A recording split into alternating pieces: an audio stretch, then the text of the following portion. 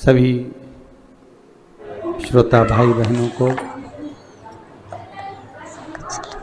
आज गोवर्धन पूजन की बहुत बहुत बधाई।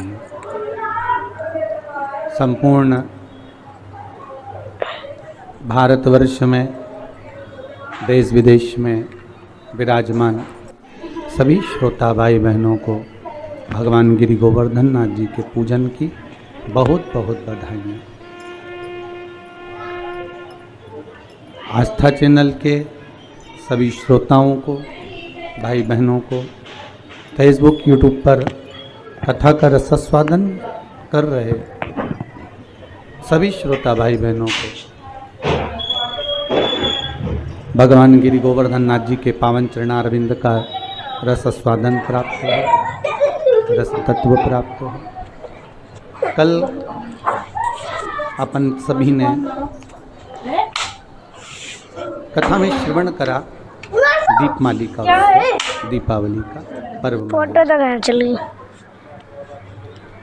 5 दिवसीय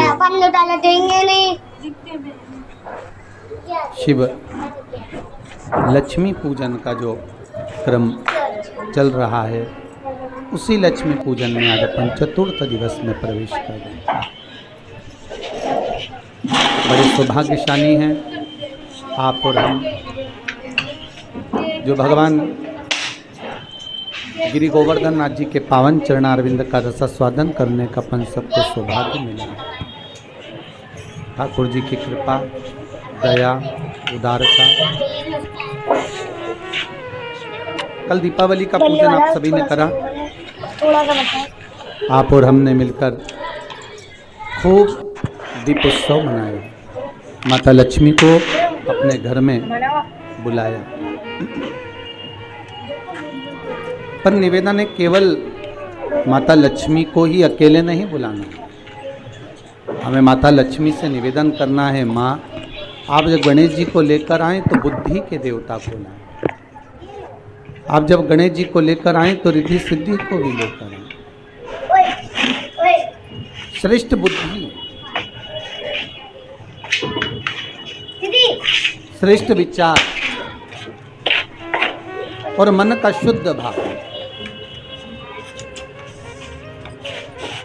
हमारे भीतर प्रवेश कर। घर में केवल अकेली लक्ष्मी ही श्रेष्ठ नहीं होती। पहले भी कथाओं में कहा कि लक्ष्मी आती है, मना नहीं, पर लक्ष्मी जब घर में प्रवेश करती है तो बहुत सारे अपने कुछ कदम, कुछ चरण, कुछ पांव साथ लेकर आती है कि वो कुछ समय रुककर वापस चली जाए। उसका कारण क्या है? जैसे नाव में छेद हो जाए, नाव में छिद्र हो जाए, और नाव में अगर छेद हो गया तो उसमें जो पानी भरा रहा है नदी का, उस पानी को निकालने का तरीका आपको आना चाहिए कि जैसे जैसे पानी बढ़ता जाए वैसे वैसे उसको दोनों हाथों से उलीच कर बाहर फेंक दें। अगर वो पानी बाहर नहीं गया तो उस नाव में भराते भराते भराते भराते एक दिन वो नाव डूब जाती है। इसी तरह घर में जब संपदा बढ़े, धन बढ़े, वैभव बढ़े, लक्ष्मी बढ़े, तो इन दोनों हाथों से प्रयोग कर कर इन सत्कर्म में हमें लगाते हैं। कहीं सत्कर्म की ओर हमें अग्रण्य रहना चाहिए। और भगवान गिरि गोवर्धन नाथ आप सभी पर ऐसी कृपा दृष्टि बनाकर रखें कि आपके घर में वैभव, धन, संपदा, लक्ष्मी खूब कृपा दृष्टि बनाकर रखें। दीपावली के प्रति दिवस में भगवान गिरि गोवर्धन नाथ जी के पूजन का महत्व हमको बताया गया। आप सभी के यहाँ गाय के गोबर के गोवर्धन जी बनते हैं और उनका पूजन हम सब करते हैं। और इस पूजन का जो प्रमाण दिया गया, इस पूजन की जो महत्वता बताई गई, इस पूजन की जो श्रेष्ठता कही गई, वो हमें प्राप्त होती है श्रीमद्भागवत, भगवान कृष्ण की अनुपम लीला। कि जिस समय भगवान कृष्ण ब्रजमंडल में भ्रमण कर रहे हैं, पूरे ब्रजमंडल में घूमते घूमते भगवान कृष्ण आज सारी ब्रजवासियों के यहाँ, गोपियों के यहाँ मिलते हुए आ रहे हैं। तो भगवान सारे ब्रजवासियों के यहाँ जब पहुँचे तो ब्रजवासियों से मालूम करा कि आखिर कारण क्या है, जो आपके यहाँ इतना पकवान बन रहा है, इतनी मिठाई बन रही है, इतना इतना साज सजाया जा रहा है। जैसे कल आपसे कोई पूछता या एक दिन पहले, आपसे 2 दिन पहले कोई पूछता दीपोत्सव के पहले कि साहब आपने इतना सारा गुजिया बनाया है, पपड़ी बनाई है, खाजा बनाया है, मछली बनाई है, खुरमे बनाए हैं, खूब सारा सामान तैयार कर कर रखा है आपने, तो ये किसके लिए रखा?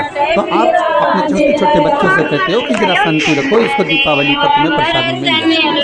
ये पपड़ी, ये गुजिया, ये मठरी, ये बालूशाही तो मिलेगी जरूर, पर दीपावली का पहले पूजन हो जाए उसके बाद, मतलब लक्ष्मी जी के लिए हमने सारा किया।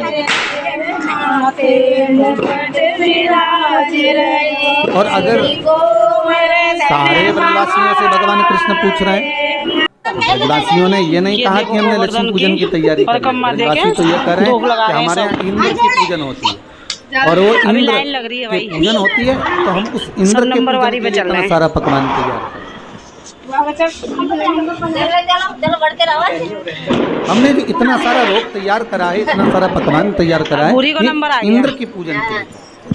तो भगवान कृष्ण ने सारे ब्रजवासियों से बात करते करते करते करते पूछते तब एक बुजुर्ग, एक बूढ़ी माता के पास, एक बूढ़ी माँ के पास जाकर पूछा, माँ आप बताओ कि इतना सारा पकवान क्यों तैयार किया जाए? ये बेवो उठाएगी मिठाई, बेवो उठाएगी मिठाई, इतना सारा भोग किसके लिए तैयार किया जाए? तो महाराज वो बूढ़ी माँ कहती है, अरे कान्हा तुमको नहीं मालूम क्या, अपने यहाँ दीपावली के इस पावन अवसर पर फूलन की बरसात करेंगे, नहीं आता अब दीपोत्सव के पावन अवसर पर हम इंद्र की पूजन की तैयारी करें। अच्छा, हिमांशु लोटा ले तो इंद्र के पूजन क्यों? कहा वो लक्ष्मी देता है, जल बरसाता है, और जल वृष्टि होती है ना, उस जल वृष्टि के बल पर हमें कुछ फसल प्राप्त होती है, चारा प्राप्त होता है, जिससे गौएं चरती हैं, और वो गाय जो चरती है ना, उसका जो दूध मिलता है, उस दूध से हम मक्खन बनाकर अपना यापन करते हैं। भजन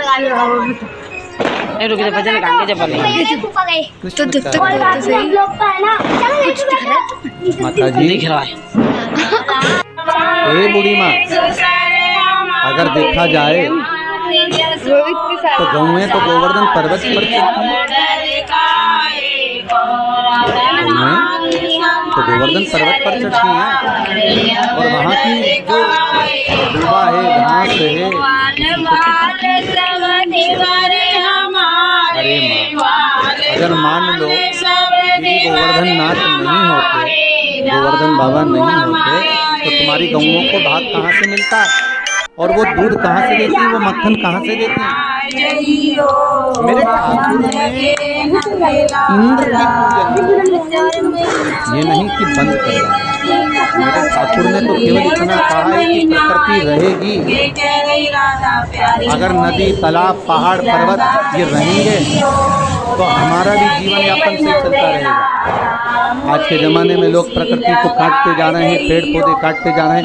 आज अभी आपको मालूम होगा कि पूर्व में जो कोरोना महामारी निकली है, उस कोरोना महामारी में ऑक्सीजन की कितनी कमी उसका सबसे बड़ा अगर कहीं नुकसान है तो हमने की, तो दूसरे ने नहीं किया। कोरोना महामारी के चलते अगर ऑक्सीजन की कमी पड़ी तो हमारे कारण पड़ी। हमने पेड़ पौधे, जितने बड़े बड़े पेड़ पौधे थे, कॉलोनियाँ बनाना है, रोड बनाना है, मार्ग बनाना है, ये निर्माण करना है, वो निर्माण करना है, अपने सुख के लिए।